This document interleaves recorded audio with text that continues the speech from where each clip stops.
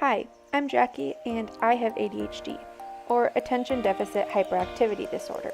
ADHD is much more common than you might think, but it's also widely misunderstood. From what it is, the causes, the symptoms, the brain chemistry, and strategies and supports that actually help. This is a comprehensive video to help you understand how to support students with ADHD both inside and outside of your classroom. Most people experience symptoms like fidgeting, forgetfulness, or losing focus every once in a while. But for people with ADHD, these symptoms are constantly present. MRI scans have shown that ADHD brains have a smaller prefrontal cortex, which is often referred to as the brain's control center. For normal brains, concentrating causes activity to increase in the prefrontal cortex. But for ADHD brains, the more they try to concentrate, the less activity there is. ADHD brains also have lower levels of dopamine.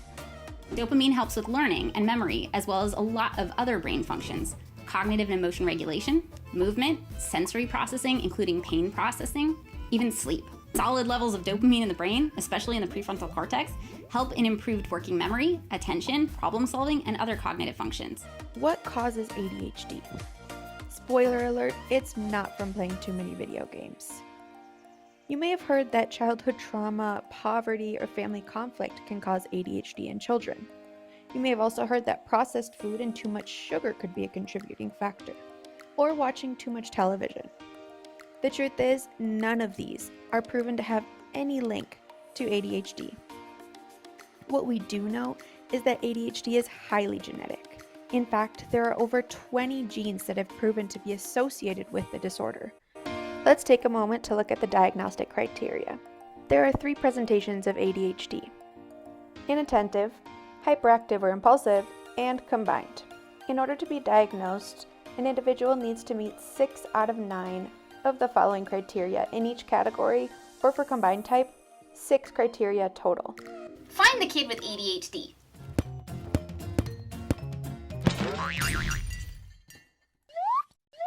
Did you notice the girl brain staring out the window? How about the one still working on her test long after everyone else is finished?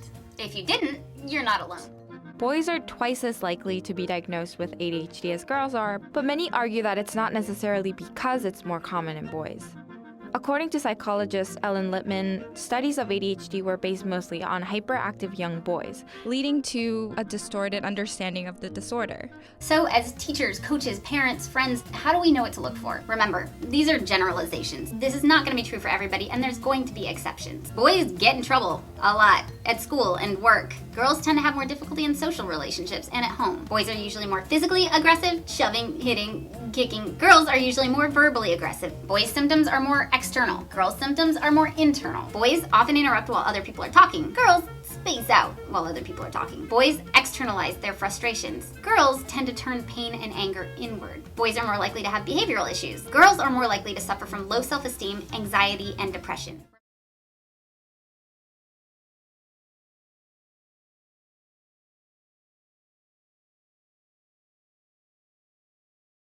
Just because you can't see it doesn't mean that it isn't there. So those are the basic characteristics. Now here are a few things that it's also important to understand. Auditory processing disorder is basically when your ears hear things just fine, but your brain doesn't seem to process that information correctly. This can look like you mishearing entire sentences, or even just delayed processing, where you think you don't hear someone and then a couple seconds later it hits you what they said. Response inhibition, noun, is the ability to feel an automatic impulse to do something and not act on it. It's an executive function that helps with self-control.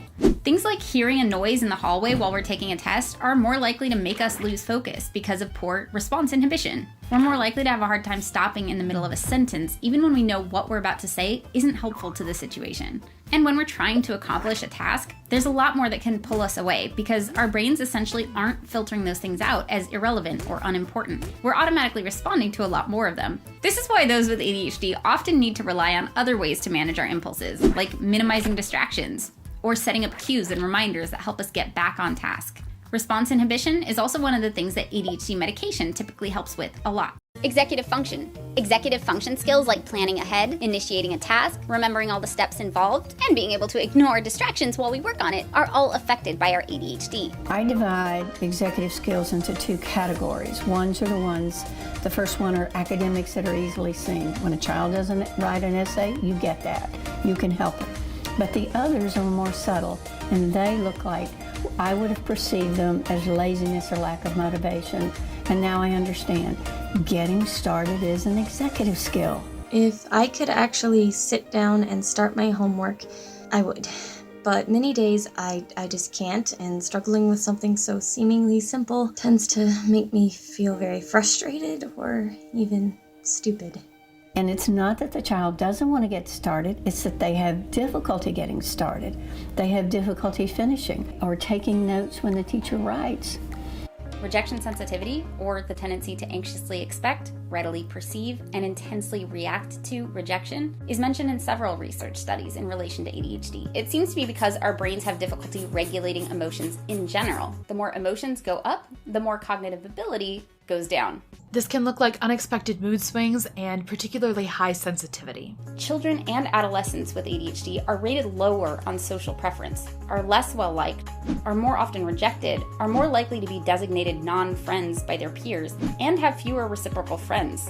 Up to 70% of these children with ADHD may have no close friends by 3rd grade. I try really hard, and it hurts when people act like I'm not trying as hard as I am. But I'm at least as frustrated as you, and probably even more. When I say I forgot, I'm not lazy, I'm not just trying to make an excuse. It's a real struggle, and I'm probably even more pissed off at myself than you are at me. We tend to have trouble with routine, everyday tasks because the reward/motivation system in our brains works differently than yours. So tasks that feel rewarding to you might feel like torture to us. Hyperfocus. The opposite of inattention, this is a blessing and a curse. If our brains get engaged in the right way, we'll focus so intently on something that it's hard to tear us away. In the classroom, you might notice some disorganization, losing things, messy notebooks, backpacks, and lockers, or even forgetfulness. You may notice an impaired sense of time in a student that often arrives late, doesn't manage their time well, or seems to be unaware of how long it's taking them to complete a task. Deficits in working memory can interfere with complex tasks, like complicated math problems, following complex instructions, and often producing less written work and reading less material. Planning deficits can create difficulty analyzing, problem-solving, synthesizing, and implementing a plan. It takes me a lot of hard work to get my work turned in on time.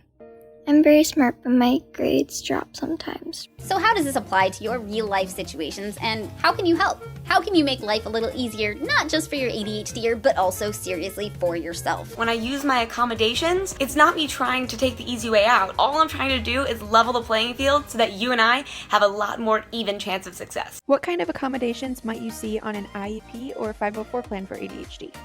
Well, you might give them extra time on tests. A student might need breaks or time to move around, extra help with staying organized, changing the environment so that there are less distractions and they can focus better, giving positive reinforcement and frequent feedback, allowing the student to use technology to assist with tasks, and giving instructions and assignments that are specifically tailored to the child. I moved to a special spot in the classroom for tests because I can't block out noises and distractions like you can. Let's look at some other useful strategies that you could use on a day-to-day basis. You're talking, but we keep getting distracted. This might sound counterintuitive, but hand us something to play with. Fidget toys keep our brains from bouncing all over the room, which helps us focus. I squeeze some Play-Doh in my hand and help me concentrate on what I'm doing. We've been on the computer for 8 hours straight, and you've been really cool about it, but you need our attention. Help ease us out of our hyperfocus. Wait till we've pulled our attention away from whatever we're working on before you start talking. What helps us here is setting up reminder systems, breaking down projects into simple steps, and scheduling tasks that aren't urgent. It also helps to assign the next step, not the whole project. Timers, competitions, sticker charts, tasks that involve novelty, challenges, or deadlines give us higher levels of dopamine, which makes it easier for us to focus. Gamification helps too. It's like we're not even trying. most of the time, this isn't true. ADHDers work a lot harder at life than people realize. If we feel like we can't do our homework right, we might not do it. On the other hand, we do really well with encouragement. Notice and appreciate our efforts more often than our failures, and will probably surprise you. ADHDers face a lot of challenges, but we also have a lot of strengths. One of which is creativity in problem solving, so don't underestimate our ability to figure out solutions ourselves. While I'm staring off into space, it doesn't mean I'm stupid. It doesn't mean that I'm not listening to you. Normally it means that you've triggered a really interesting thought which my impulsive brain can't help but chase. I don't think about ADHD as a disorder. I take it as more of a different way of thinking. I've been told my whole life I need to be fighting my brain. I'm learning now that I need to love and work with my brain. I'm smart, but ADHD makes focusing hard and hides my capabilities. If I'm given the chance, I can achieve more. If you're looking for more information about ADHD, here are a couple of resources you can use. The YouTube channel How to ADHD is extremely useful both for people with ADHD and people that want to learn more about it. Here you can find strategies and explanations. One of the best online resources is CHAD, Children and Adults with ADHD. Here you can find an abundance of resources for families and especially for educators that can really help you out.